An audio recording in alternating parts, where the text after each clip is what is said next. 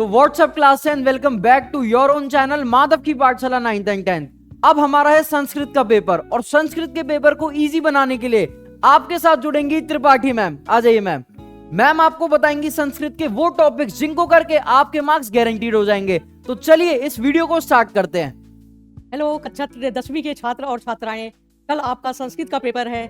आप संस्कृत के पेपर से बिल्कुल भी मत डरिए। संस्कृत का पेपर बहुत ही इंटरेस्टिंग पेपर होता है जिसको आप आसानी से पूरा पेपर कर सकते हैं वो 2 आवर्स 30 मिनट से भी कम टाइम में। और उसको आसान करने के लिए मैं मिसेस त्रिपाठी पिछले 15 से 20 सालों से मैं बच्चों को संस्कृत पढ़ा रही हूँ, जिसमें 100% बच्चे 100 मार्क्स लेके आए हैं। तो मैं आप लोगों के पेपर को भी आसान बना दूँ, जिससे आप कल बिल्कुल भी मत डरिए और आसानी से 90 अबव मार्क्स लेके आइए। तो मैं मिसेस त्रिपाठी आपकी सहायता करने के लिए यहाँ पे हाजिर हूँ।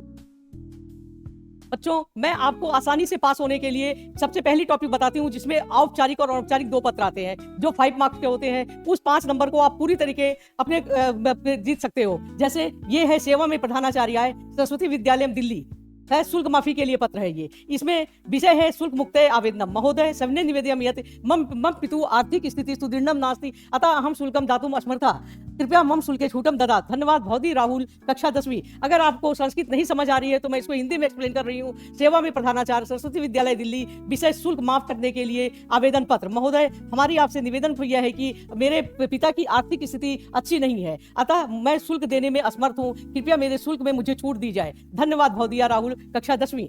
अब हम आते हैं नेक्स्ट टॉपिक पे। नेक्स्ट टॉपिक में हमारा विषय है जन्म दिवसों मित्र। अपने मित्र को जन्म दिवस पे आमंत्रित करने के लिए पत्र।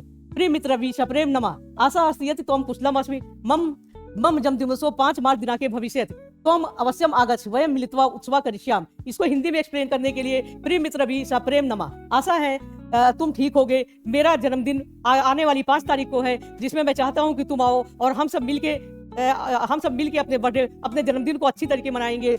है तुम मित्र मोहना, तुम्हारा मित्र मोहन। ठीक है।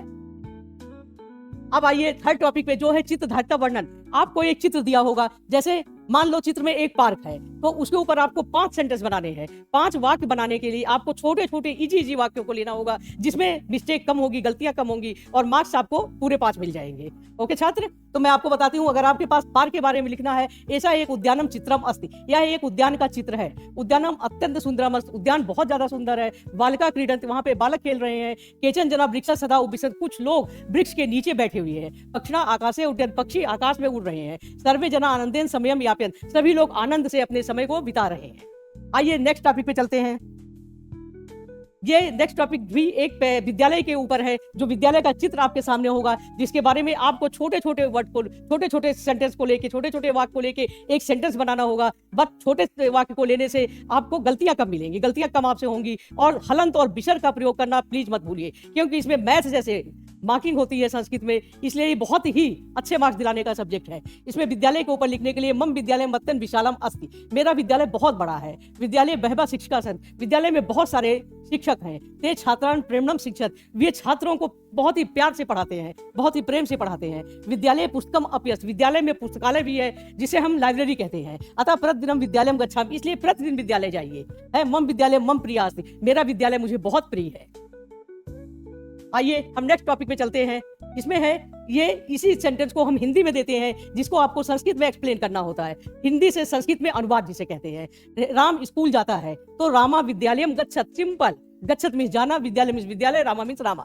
वह प्रतिदिन पढ़ाई करता है। सा प्रतिदिनम अध्ययनम करोति, देखिए कितना छोटा सिंपल सेंटेंस है। सा मतलब वह, प्रतिदिन मतलब डेली, रोज, अध्ययन मतलब पढ़ाई, करोति मतलब करता है।